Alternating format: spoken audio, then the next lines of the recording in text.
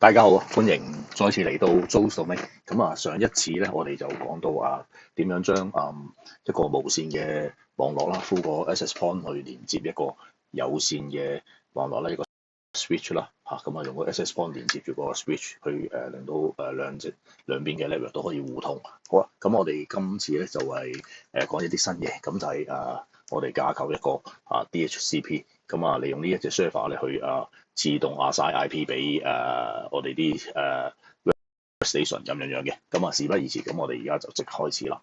咁首先咧，我哋就要架構一個 server 先啦，係有隻 server 嘅。OK，咁有隻 server，然之後咧，咁我哋就需要係3部 PC 啦，3部 workstation 啦。OK，咁係喺個 server 同埋 workstation 之間咧，咁我哋就利用一個 switch 去連接住佢哋啦。OK，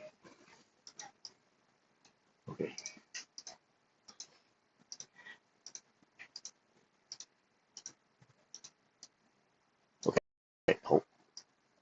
咁我哋而家就開始 set up 呢一隻 server 啦。咁我哋喺 config 入邊咧，咁我去翻個 level card 啦。咁就留意翻個 port status 按翻啦。如果冇按就滴翻咗去啦。咁喺翻個IP 嗰度，我哋要關翻個IP address 俾呢一隻 server 嘅。咁我哋就係叫做192.168.1.1啦。係啦。OK。咁然後咧，我哋就要去 set up 翻個 DHCP 嗰個 surface 啦。去翻 DHCP 同埋 surface DHCP， 咁然之後按翻去，係啦。我哋就派 IP 嘅話咧，咁我哋又可以選擇啦，由幾多 IP 開始派啦。咁我哋譬如我哋而家呢一次，我哋由10開始派啦，即係11、12、13、14咁樣派落去啦。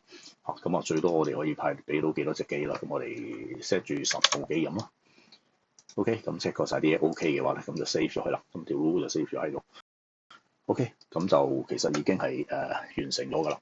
咁我哋去翻我哋啲 workstation 睇翻啦。咁 PC 0 OK， 去翻 IP config。咁我哋將佢個IP configuration 轉翻做 DHCP， 睇一睇佢識唔識自己排。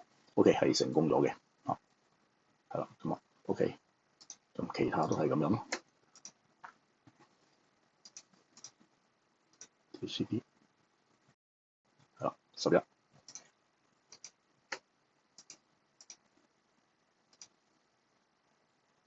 12 OK， 咁就係其實已經係完成咗。咁我哋試下做個 simulation 我哋由2號機啦，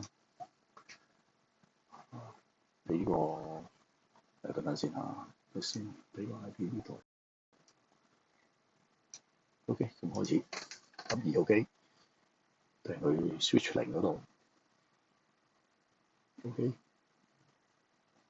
咁佢就揾個 PC 0啦，咁揾到，咁send 咗去 PC 0收到，咁攞嚟翻個 switch 0就翻去 PC 2嗰度。OK， 咁我哋今次就都係成功咗，咁去架構個DHCP server， 咁亦都可以成功咁令到我哋啲 workstation 可以自動可以攞到 IP 啦，through 呢一隻 server 亦都係做咗呢個 simulation 啦，係測試到係大家互通得到嘅，係啦。OK， 咁我下一集咧就會講翻set up 呢個email server 嘅，咁敬請留意啦。OK，拜拜。